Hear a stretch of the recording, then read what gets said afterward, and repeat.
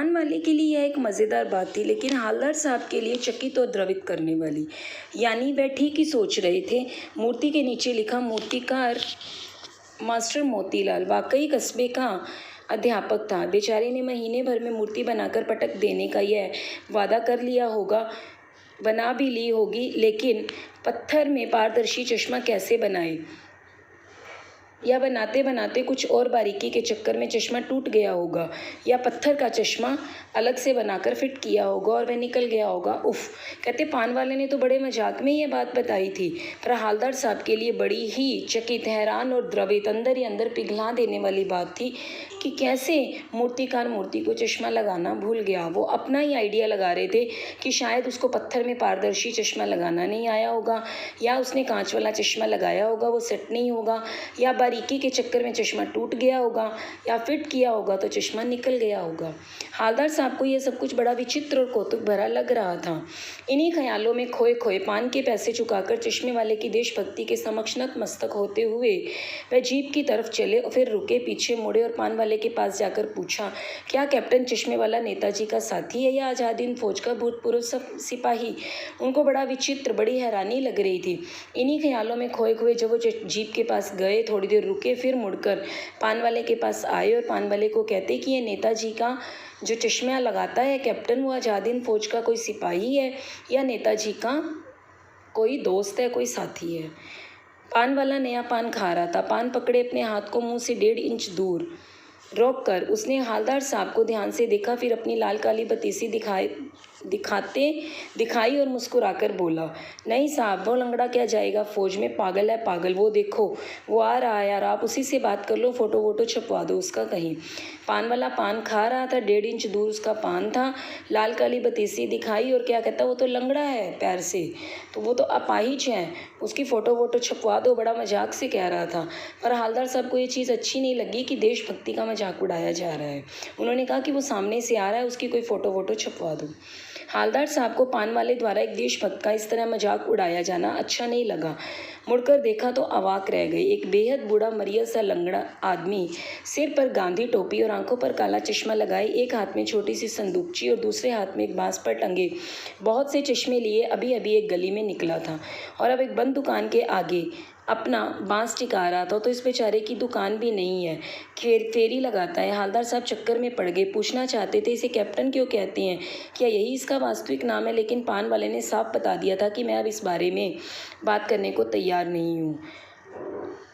Driver भी बेचैन हो रहा था और काम भी था। हालदार साहब जीप में बैठकर चले गए। कहते जब उन्होंने देखा बड़े अवाक रह गए। एक बेहद बूढ़ा मरियल आदमी था जो कैप्टन था। कहते पूछना चाहते थे कि उसे कैप्टन क्यों कहते हैं। वो बंद दुकान के सहारे अपना जो बांस था फेरी वाला जिस पर चश्मे टंगे हुए थे उसको लगा रहा था।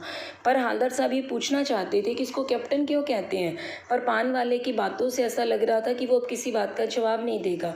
और इसी दौरान जो हालदार साहब का ड्राइवर था वो भी बड़ा बेचैन हो रहा था जाने के लिए। 2 साल तक हालदार साहब अपने काम के सिलसिले में उसी कस्बे से गुजरते रहे और नेताजी की मूर्ति में बदलते हुए चश्मों को देखते रहे। कभी गोल चश्मा होता तो कभी चौकोर, कभी लाल, कभी काला, कभी धूप का चश्मा, कभी बड़े कांचों वाला गोगो चश्मा, पर कोई ना कोई चश्मा होता जरूर। उस धूल भरी यात्रा में हालदार साहब को कौतुक और प्रफुल्लता से के कुछ क्षण देने के लिए। कहते 2 साल तक कंटिन्यू आते रहे हालदार साहब, पर हर बार उनको चश्मा दिखाई देता था। कभी कौन सा चश्मा, कभी गोल, कभी चौकोर, कभी गोगो, कभी कांच वाला, हर तरह का कोई ना कोई चश्मा। हालदार साहब को कौतुक, हैरानी और प्रफुल्लता मीन्स खुशी, हैरानी और खुशी मिक्स दोनों पल देने के लिए। फिर एक बार ऐसा हुआ कि मूर्ति के चेहरे पर कोई भी कैसा भी चश्मा नहीं था। उस दिन पान की दुकान भी बंद थी, चौराहे की अधिकांश दुकानें बंद थी। अगली बार भी मूर्ति की आंखों पर चश्मा नहीं था। हालदार साहब ने पान खाया और धीरे से पान वाले से पूछा, क्यों भाई, क्या बात है, आज तुम्हारे नेताजी की आंखों पर चश्मा नहीं है? हालदार साहब जब पहली बार उसके बाद गुजरे, उन्होंने देखा कि मूर्ति पर चश्मा नहीं है और पान वाले की दुकान भी बंद है। नेक्स्ट टाइम जब आए तो आंखों पर चश्मा नहीं था, तो धीरे से पान वाले से पूछा कि आज चश्मा कहाँ है नेताजी का? पान वाला उदास हो गया। उसने पीछे मुड़कर मुंह का पान नीचे थूका और सिर झुकाकर अपनी धोती के सिरे से आंखें पोंछता हुआ बोला, साहब कैप्टन मर गया।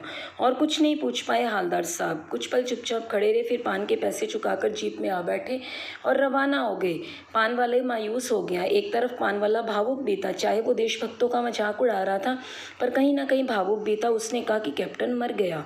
तो पान वाले से हालदार साहब और कुछ नहीं पूछ पाए, चुपचाप पान के पैसे चुकाए और रवाना हो गए। बार बार सोचते क्या होगा उस कौम का जो अपने देश की खातिर घर गृहस्थी, जवानी, जिंदगी सब कुछ होम देने वालों पर भी हंसती है और अपने लिए बिकने के मौके ढूंढती है। दुखी हो गए। 15 दिन बाद फिर उसी कस्बे से गुजरे। कहते बार बार सोचते हैं उस कौम का, उस जात का क्या होगा जो देश की खातिर अपना घर, परिवार, जवानी, ज़िंदगी सब कुछ न्यौछावर कर देती है और लोग फिर भी उनका मजाक उड़ाते हैं। कहते हैं 15 दिन बाद जब हालदार साहब उसी कस्बे से गुजरे, कस्बे में घुसने से पहले ही ख्याल आया कि कस्बे की हृदय स्थली में सुभाष की प्रतिमा अवश्य ही प्रतिष्ठापित होगी, लेकिन सुभाष की आंखों पर चश्मा नहीं होगा क्योंकि मास्टर बनाना भूल गया और कैप्टन मर गया। सोचिए आज वहाँ रुकेंगे नहीं, पान भी नहीं खाएंगे, मूर्ति की तरफ देखेंगे भी नहीं, सीधे निकल जाएंगे। ड्राइवर से कह दिया चौराहे पर रुकना नहीं, आज बहुत काम है, पान आगे कहीं खा लेंगे। कहते उनको ये तो पता था कस्बे की हृदय स्थली में, इस कस्बे के चौराहे पर सुभाष की मूर्ति तो जरूर स्थापित होगी, पर उन्होंने क्या सोचा कि मूर्ति पर चश्मा नहीं होगा क्योंकि मास्टर ने बनाया नहीं और कैप्टन मर गया तो चश्मा कौन लगाएगा। उन्होंने ड्राइवर को कह दिया कि आज पान नहीं खाना, चौराहे पर रुकना भी नहीं है, आज बहुत काम है, सीधा आगे निकल जाएंगे। लेकिन आदत से मजबूर आंखें चौराहा आते ही मूर्ति की तरफ उठ गई। कुछ ऐसा दिखा कि चीखे, रुको। जीप स्पीड में थी, ड्राइवर ने जोर से ब्रेक मारे। रास्ता चलते लोग देखने लगे। जीप रुकते ना रुकते हालदार साहब जीप से कूदकर तेज तेज कदमों से मूर्ति की तरफ लपके और उसके ठीक सामने जाकर अटेंशन में खड़े हो गए। मूर्ति की आंखों पर सरकंडे से बना छोटा सा चश्मा रखा हुआ था, जैसा बच्चे बना लेते हैं। हालदार साहब भावुक हैं, इतनी सी बात पर उनकी आंखें भर आई। आदत से मजबूर, उन्होंने कहा था चौराहे पर रुकना नहीं है, पर वो आदत से मजबूर थे। चश्मे को वो मूर्ति को देखते थे चौराहे पर रुककर। आज भी एकाएक उनकी नज़र मूर्ति पर गई। जीप स्पीड में थी, एकदम ब्रेक मारे। जब तक जीप धीरे धीरे रुकती वो जोर से छलांग लगाकर बाहर आए। तेज तेज कदमों में जाकर नेताजी की मूर्ति के सामने सावधान की स्थिति में खड़े हो गए। टेंशन होते है सावधान। क्या देखा, मूर्ति की आंखों पर सरकंडे से बना छोटा सा चश्मा था। सरकंडा होता है बच्चा जैसे चौक से बना लेता है कोई बनावटी चश्मा या कोई लकड़ी का चश्मा जो छोटे बच्चे बना लेते हैं। बड़े खुश हुए कि आज बच्चों में भी देशभक्ति की भावना है। अगर आज एक कैप्टन मर गया है तो बहुत से भावी पीढ़ी के कैप्टन अभी जिंदा हैं। तो इतनी सी बात पर वो भावुक हो उठे, उनकी आंखें भर आई।